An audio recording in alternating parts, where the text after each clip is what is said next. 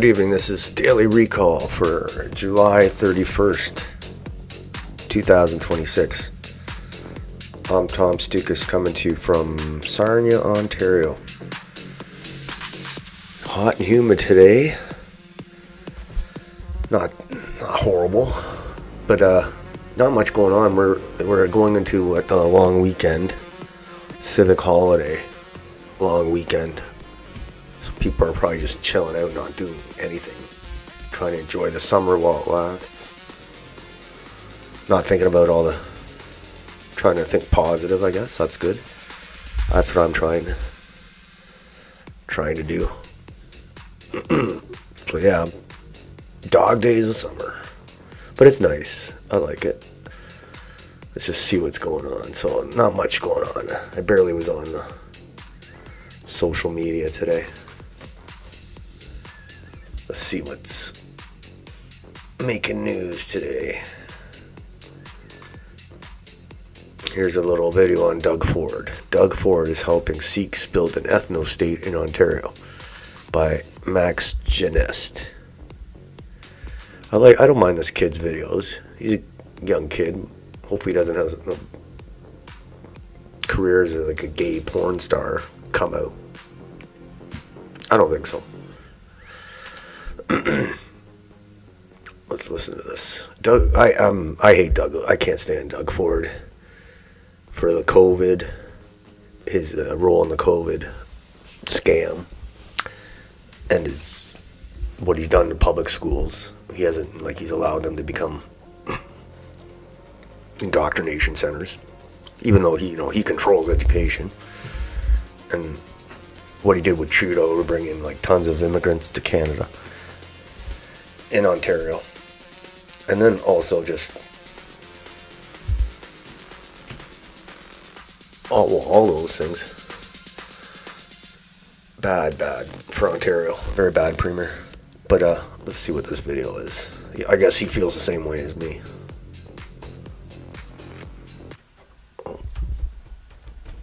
Nationalism, and it is really disturbing. Canada's political class now prioritizes Sikh blood and soil nationalism. Yep. And it is really disturbing. Let's look at the province of Ontario and its premier, Doug Ford. Now, Doug Ford has given $70 million alone for a dedicated Punjabi Sikh retirement home spearheaded by his transport minister, who is a Sikh. Yep. Would this be acceptable if it was for heritage Canadians? How many millions of dollars do white people get for their retirement home? And why are we importing elderly immigrants? This is such a drain on our society. Now, Ford gives funding to the Ontario Gurdwara Committee, which is basically a Punjabi racial supremacy advocacy group for Sikhs. On their Instagram account, they are openly celebrating their terrorist martyrs. He also likes to hand it out just before elections, and they coincidentally endorse Ford mobilizing their people to vote for him. He gave them $950,000 for programs to help immigrants and international students find jobs. He's a traitor, That that's why. cash is going to a Brampton Sikh school that helps young Sikhs get jobs. At a time when young Canadians are struggling to look for work Fat because traitor. of foreigners taking their jobs. The Ontario government is using your taxpayer money in real time to help foreigners steal more of your jobs. In 2025, 437,000 Canadians aged 15 to 24, nearly 500,000 young people, looked for a job and couldn't find one. They also used the cash to lobby the same government for their temporary immigration permits to be extended. And Ford caves in and does their bidding. Here's a video of them thanking Ford for extending their permits and the Ontario Gurdwara Committee for organizing it. Take a look. ਕੱਲ ਜਿਹੜੀ ਸਾਡੀ ਡਗਫੋਰਡ ਨਾਲ meeting ਹੋਈ ਆ ਬਹੁਤ ਹੀ positive response ਮਿਲਿਆ ਵਾ ਮਹਾਰਾਜ ਦੀ ਕਿਰਪਾ ਨਾਲ ਉਹਨੇ ਸਾਨੂੰ ਇੱਕ ਹੌਸਲਾ ਦਿਵਾਇਆ ਵਾ ਕਹਿੰਦੇ ਵੀ ਤੁਹਾਡਾ ਮਸਲਾ ਹੁਣ ਛੇਤੀ ਹੱਲ ਹੋਊਗਾ ਮੇਨ ਰੋਲ ਨਿਭਾਇਆ ਵਾ OGC ਨੇ ਸਾਡੇ MPPs Amarjot Sandhu, Hardeep Garewal, Prime Traitor. These people are not contributing to Canada, they are merely contributing to themselves. They couldn't care less about Canada. They are laughing in our faces while we abandon our heritage to accommodate them. They think it is funny that they are robbing us of our identity. They cannot believe their luck that we are allowing them Suckers. to They think we're implement suckers. their own ethno-state in Canada. And the only way to fight back is to secure our ethno-state. This is our birthright.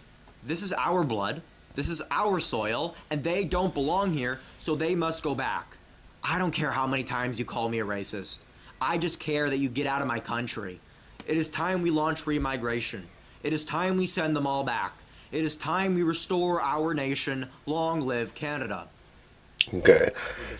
I just like Canada's listen. political I like to take the chance to listen to young Canadians, because that's the ones who are going to be dealing with a lot of this stuff. And yeah, a lot of them think like this, like they're pissed off and they have nothing to lose. The reason, like guys, like older guys like my age, not like me, they're more secure in their stuff, but they're comfortable, right? So, you know, they might not like being surrounded by Indians and third world shit, but they're comfortable, so they're not going to raise a stink about it. The young ones, they don't have nothing to lose, so that's who's going to decide. It'll be interesting to see. Very edgy, the young people these days. They're very, very edgy, which is fine by me. I'm pretty well a young person, because I'm kind of starting over, which is fine. I'm not ashamed of it. So I'm kind of young at heart, but definitely I try to listen to the young people. And I think a lot of old people tend to not listen to the young people. It's a bad habit. We gotta listen to young people. You don't have to do everything. You don't have to follow it, but you should listen. So yeah, he seems like a good kid. We need more like him. I'm sure there are more like him out there. Next. In Canada, we make it easy and let our invaders fly into Pearson International Airport. So basically, where you see in Europe where they have to cross into the Mediterranean and then the English Channel for if they want to go on to the UK, they have to get into like dinghies, and they have to, like, some of them die, like going to Greece. A lot of them drown. Some of them drown. Going to Italy, it's not. It's a dangerous journey, but they're willing to do it. But they don't have to do that here. Here they just fly through, get their peanuts on the plane, and then declare asylum once they get to Canada. And I don't know why we. Like, obviously our travel stump's very lax because we're letting them get on the plane. Like, there's way to stop them from getting on the plane before they fly to Canada. Because once they get to Canada, they're on Canadian soil. They declare asylum. They're in the system. They won't leave, and they'll be here for years. So I don't know how they don't swim here like in Europe. And this is in response to this post. This is in Spain. It's actually in North Africa. Spain has a little enclave, but they're probably going to lose it, it looks like. But the only reason this isn't happening in Canada is because we don't have any hard borders with the third world. They said the Liberals and Conservatives both import these types of foreigners by the hundreds of thousands through our airports instead. So basically, it's what I'm saying is, like, Europe has like a little constant stream of people. It's just like the U.S. had in the southern border before Trump kind of shut it down.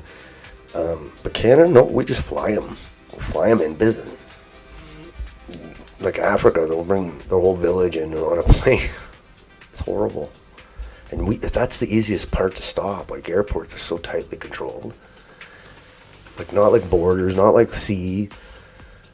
Airports are like, you gotta have a visa or whatever, like permission to fly to that country. And for some reason, we're letting like people from Africa with like 10 kids fly to Canada. And then they declare asylum or whatever. I don't know how it works, but if we didn't let them fly, they wouldn't be here because they can't swim or take a dinghy here is what I'm saying. So we let them fly here. It's our fault. Europe, at least, Europe they need to put like gunboats there. I know the Greeks have Coast Guard has been accused of ramming like refugee boats or making them turn around. But it's like an invasion in Europe. I've heard, I haven't been to Greece in a while. I wish I had gone this year, but doesn't look like I'm going to go because summer's almost, we're into August now, so I haven't made any plans to go. Anyway, but I've heard from numerous people that it's been overrun, and I used to be there quite a bit, and it wasn't bad. I didn't mind it. But from what I heard, it's like overrun with like Africans and whatever, Indians, and I hear that from lots of people. So Europe is totally screwed. Canada, we're screwing ourselves because we have like the oceans to protect us. And we're not taking advantage of those oceans at all. Even the States, Donald Trump, he's starting to make it harder for Africans. Not Indians, unfortunately, but Africans to come to the U.S., like making their visa requirements more stringent. And you know what's going to happen? Is they're going to come to Canada instead, because we fly them here. So yeah, we need to, like, I know why he's doing the Africa thing, because it's an easy, they're not really voters, so it's easy to pick on them. But the Indians, he won't touch the Indians, because there's a lot of, I don't know why, because Israelis like the Indians, I guess, I don't know. So, but yeah, like, Trump's cutting down on the southern border. He's cutting down on the African immigration. The only thing he isn't cutting down on is the Indian. So the Africans and the South Americans all come to Canada now. Guaranteed. It's like we already heard the Haitians are going to have to make it to Canada now because the U.S. doesn't want them. So yeah, we'll just fly them in though. We'll fly them in. Alright. Next. I talk about this because even though like they have the economy today, some numbers on the economy, like they forecast the economy to grow like 3% on an annual basis, whatever. It doesn't matter if you don't fix the immigration issue. If you don't stop turning into a third world country, it doesn't matter about economic growth. I couldn't give a shit about economic growth. So instead, this is Pierre Poilievre, and I always criticize him. He never says a word about mass immigration from third world countries like Trump does. I don't know if Trump does anything about it, but he never says anything about it. This Pierre doesn't. This is what he thinks young Canadians are bothered by. Young Canadians feel like they have to leave Canada to find the opportunity they were promised here. This should be the best country on earth to start a family, buy a home, launch a business. Let's reverse the decade of liberal taxes. So this is what he's saying in the last decade. This is what he's saying in the last decade that's changed the face of Canada. Liberal taxes, inflation, debt, and bureaucracy. So Canadians can build it. That's what's preventing Canadians from building their future at home. Not a word about immigration. So Canadians aren't moving out because they're being minorities in their own country. No. They're moving out because of bureaucracy. Yeah, whatever. The bureaucracy is needed because all the immigrant groups need millions of dollars in programs to bring them in and set them up and keep them going. Schools are going through a big hard time. I'll tell you right now. You talk to teachers, they won't say it on the record because they don't want to sound racist, but especially in the metro areas, like even London, Ontario's, Windsor. I'm not talking about Toronto. I'm talking about like London, Windsor. The burden placed on teachers is getting worse, and they're kind of in a bind because they don't want to sound racist because they've been through this woke training, but they're getting killed on students dumped on them that barely speak English or don't respect women or whatever. But Pierre thinks the biggest problem in Canada are taxes, inflation, debt, and bureaucracy. And yeah, those are a problem, but I think those are almost there to pay for all the immigration. The cost of importing all these third world masses, like that's what taxes are for. That's the result, would be inflation and debt and the bureaucracy to administer it all. So it doesn't even mention immigration, Pierre. So that's really maddening when you see the leader of the opposition. That's why he's sinking in the polls. Because he doesn't even want to address the problem. He doesn't have the courage to address the problem. And young people, you heard the Max, or that young kid. That's all he was talking about. He wasn't talking about bureaucracy. He was talking about immigration, which Pierre doesn't want to talk about. He talked about it for like 5 seconds. Remember Michelle Rempel-Garner? Immigration critic? She was talking about immigration, but she was talking about low-hanging fruit stuff, like deporting criminals and asylum seekers who committed criminal acts, like easy stuff. She wasn't talking about birthright citizenship. She wasn't talking about student visa abuse. She wasn't talking about anything. So anyway, now they stopped talking about it altogether. They're talking about bureaucracy. So he's a joke. Pierre's a joke. And the hilarious thing is people think, guys like Corey Tanecki think Pierre's like this Trump when he's a fraud, but he doesn't inspire. He's not going to inspire any of the young people who are pissed off. That's what I'm saying. But he gets accused of that. So he's not getting any benefit because the young people think he's a phony too. So he's not getting the benefit of their vote, but he's getting the accusation of being their leader or something. So he's a loser. Next. Ban immigration from India. File. Indian man who'd been studying in Canada sentenced in connection to multi-million-dollar fraud scheme targeting seniors. So yeah, it doesn't matter for me, even if they're Indian or not Indian.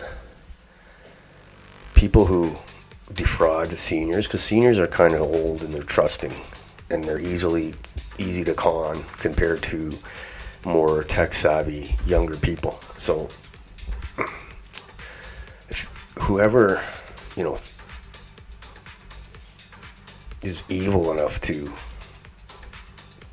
swindle old people's life savings, they deserve the ultimate huge punishment, like public execution stuff, But a lot of Indian guys, scammers, have no problem, have no hesitation to scam seniors. And you hear it all the time. But let's import them. Let's bring more of them here. I don't even answer the phone at home. We have a landline, which, it's nice to have, in case you can't find your phone or whatever. But I have rings 5 times a day, and 5 times out of 5, it's a scam. And, that one time someone's going to call offering, saying I inherited all this money, and if I had to answer the call. If I don't answer the call, I won't get it. So that'll be the one call I miss. Because these scammers. It used to be you actually answered the phone. Anyway, I guess he posed as a U.S. agent to bully seniors out of money. So now, what did he get? I think he got 48 months, so 4 years. Then he'll probably get deported. All right.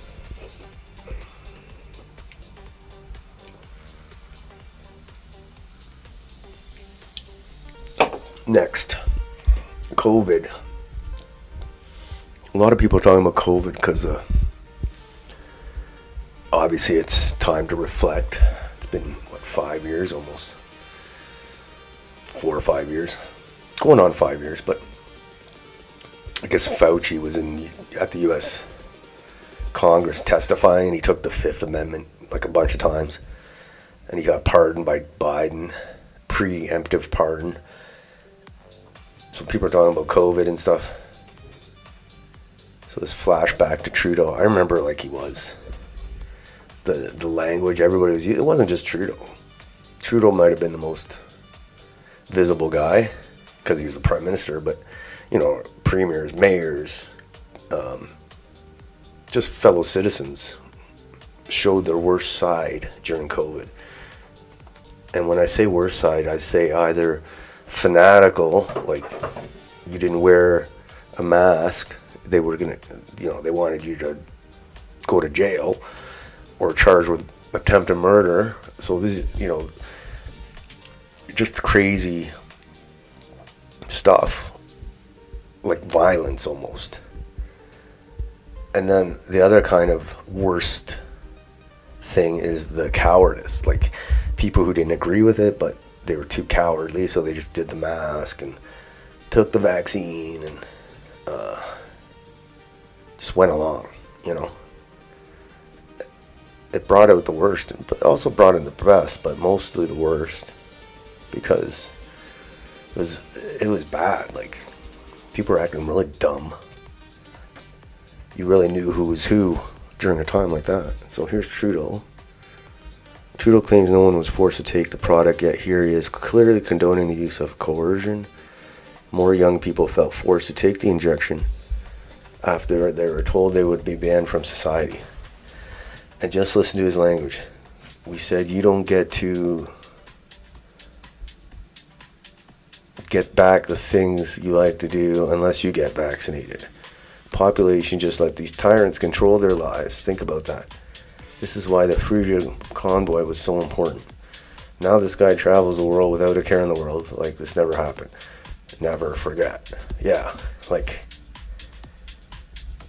people seem to have forgotten it about conveniently. But it's a good thing the Freedom Convoy did it. It took about 10% of the people to say, screw this. Let's see what he's saying here. Get vaccinated. I remember this shit. I remember you couldn't do anything. You couldn't fly. Medical officer just You couldn't get into a plane or train. You couldn't go to a restaurant or a movie. It was crazy. And luckily, I'm not very social, so it didn't really affect me. And I was lucky that I didn't have to go to like a funeral or a sick relative, or I didn't have to travel to that, or I didn't have a job that was threatening me, like a good job that was threatening me. So I was lucky, I guess.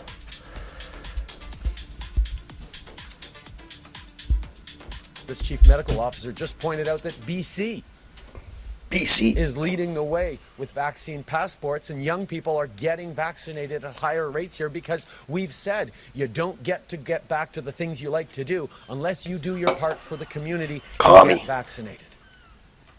We have a lot. Anyway, he said lots of horrible stuff, but not just him, like Doug Ford kicking people out of his caucus who didn't want to get vaccinated, doing the vaccine passport after he said he wasn't going to, threatening to stop Ontarians in like a curfew style police checks. He did it all. Our mayor here in Sarnia, he kicked out a councillor from City Hall, humiliated her basically because she wasn't vaccinated. Then he was kind of setting the city, dividing the city by attacking on the unvaccinated. Like, it was all over. Foolish, weak, or evil. The COVID brought out.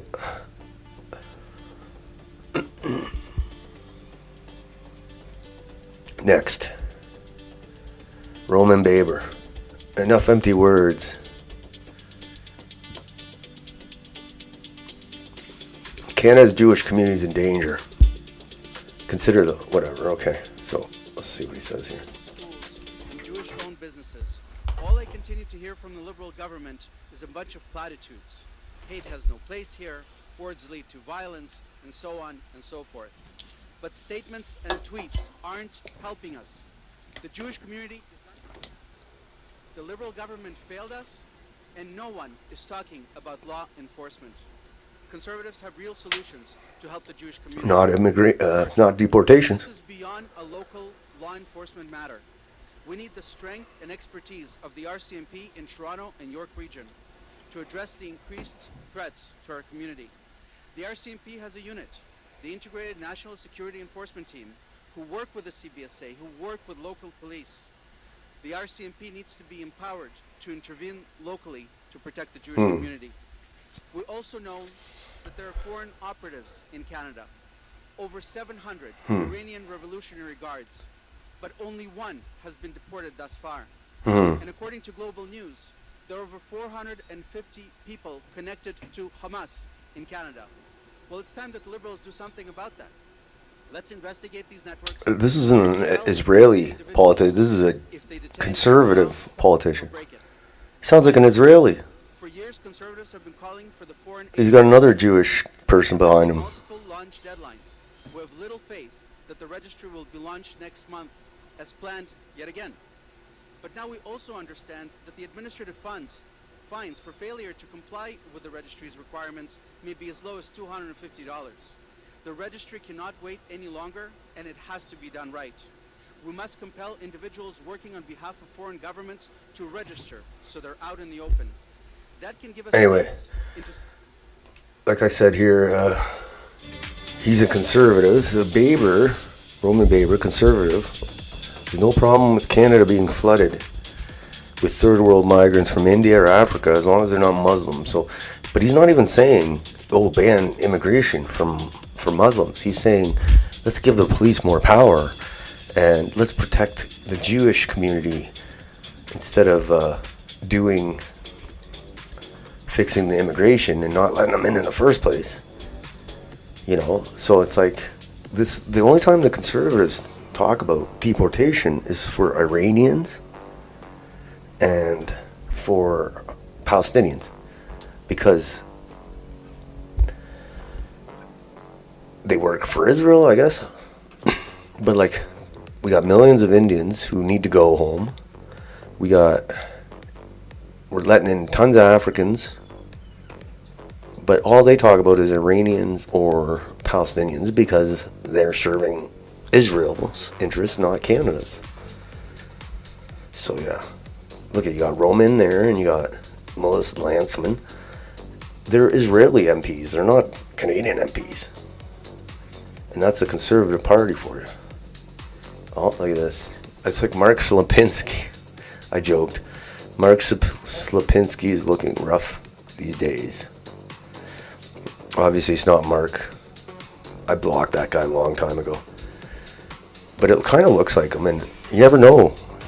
The guy's so desperate for clicks that he could transform. Rolled out, and I think it's August. Let's see what this chick's saying. And what rights specifically concern you?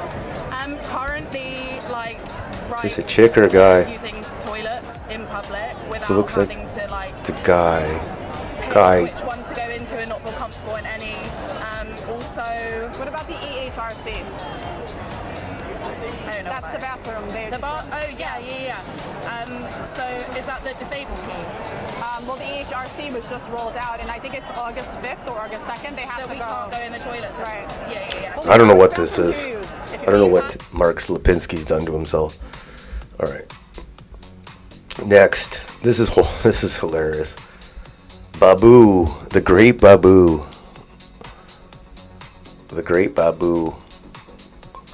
Toronto police issued a Canada-wide warrant for a 29-year-old Gangadhar Babu, who allegedly posed as a psychic spiritual healer named Babu to scam a victim.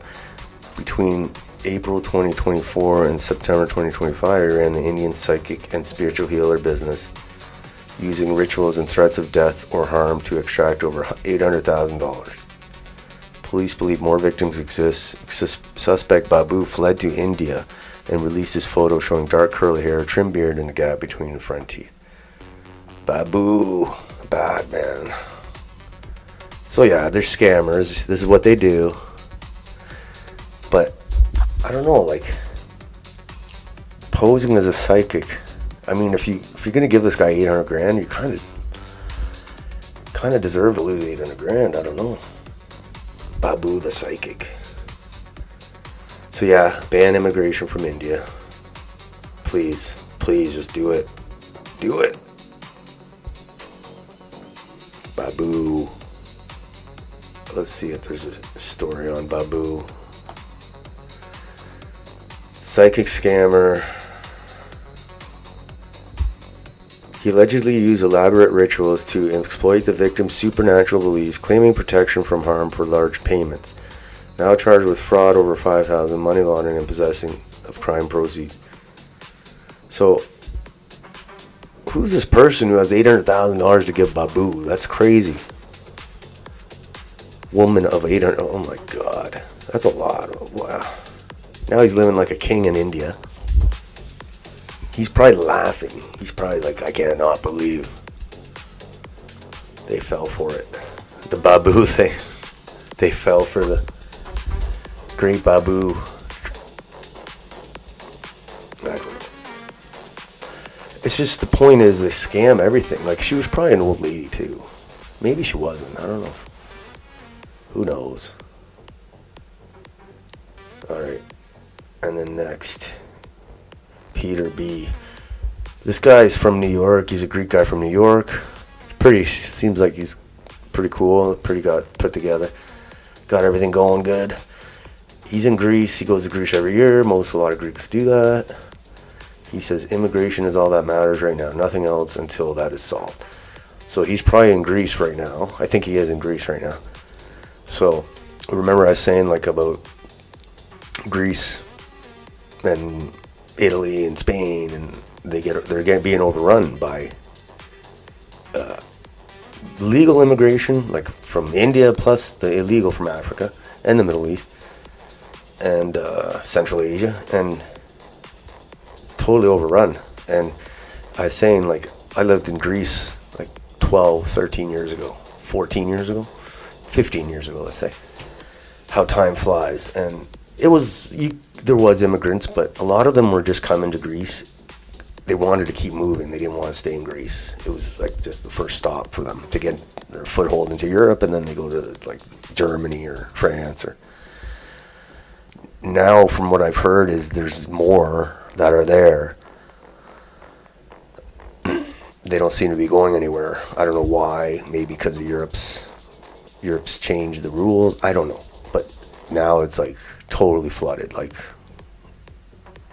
so I would be interested to go there and check it out, because I could compare it from when I lived there. But from what I've heard, including this guy who's there right now, it's totally messed up. It's screwed. Like, it's an invasion, basically.